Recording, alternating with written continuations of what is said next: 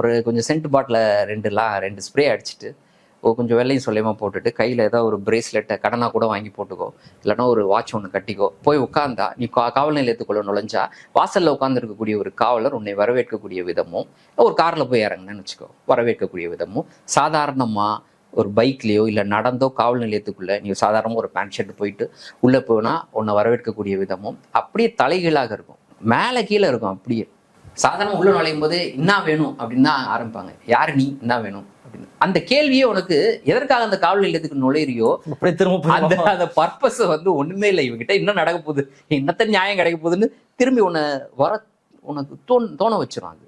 ஆனா இவர் ஒருத்தர் போறாருல, நான் சொன்னல வெள்ளையும் சொல்லையும் ஒருத்தர் உள்ள போறாருல்ல, அவருக்கு ஒரு பர்பஸோட உள்ள போவார் தெரியுமா. அவருக்கு அங்க கிடைக்கக்கூடிய மரியாதை அந்த பர்பஸை டபுள் மடங்கு ஆக்கிடும். நாம என்ன சொன்னாலும் இவங்க செய்வாங்க போல. இப்போ எக்ஸ்ட்ரா 4 பெட்டை போடு, அஜித்குமாரை 4 தட்ட சொல்லு, அந்த அளவுக்கு அந்த எண்ணத்தை அவருக்கு உருவாக்குவாங்க. அப்போ அதோட உருவாக்கம் எங்கிருந்து வருது பாத்தியா, இங்கிருந்து அந்த உருவாக்கம் வருது. அப்போ இந்த இடத்துல தான் வந்து வெறும் காவல்துறையை மட்டும் வச்சு ஒன்றும் பண்ண முடியாது. நான் சொல்றது வெறும் அந்த பாதுகாவலர்களை, அரசை பாதுகாக்கக்கூடிய அந்த அமைப்பை மட்டும் வச்சுட்டு ஒன்றும் பண்ண முடியாது. மக்களை வேற ஒரு வகையிலையும் நம்ப வைக்கணும். என்னவா நான் நம்ப வைக்க முடியும்? ஏன் தலையெழுத்துன்னு நம்ப வைக்கணும்னா என்ன உருவாகணுங்க? அவன் எதையோ ஒரு அமானுஷ்யத்தையை நம்பணும், ஏதோ ஒரு அவனை மீறிய சக்தியை நம்ப வைக்கணும். அவன் மீறிய சக்தி யாரு? கடவுள். அப்போ இந்த இடத்துல யாரெல்லாம் உருவாகுறா? அரசு உருவாகுறாரு, கடவுள் உருவாகுறாரு, அரசை காப்பாற்றக்கூடிய இராணுவம் உருவாகுது, காவல்துறை உருவாகுது.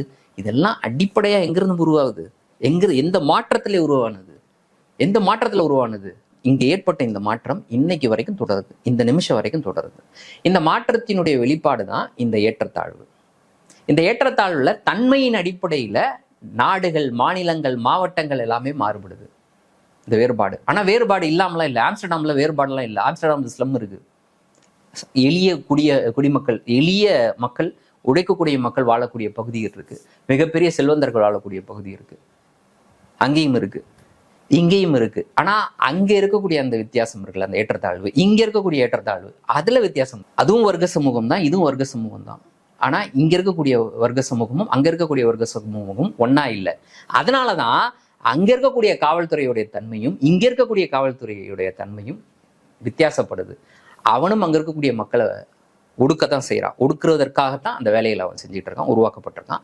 இவனும் அந்த வேலையை தான் செய்யறான். பட் இவர்களுக்குள்ள அந்த தன்மையின் அடிப்படையில இந்த வேறுபாடு இருக்கு. அவர் மக்களை கையாளக்கூடிய விதத்துல அடிப்படையில அவருக்கு கொஞ்சம் வேறுபாடு இருக்கு, இவருக்கு மிகப்பெரிய வேறுபாடு இருக்கு.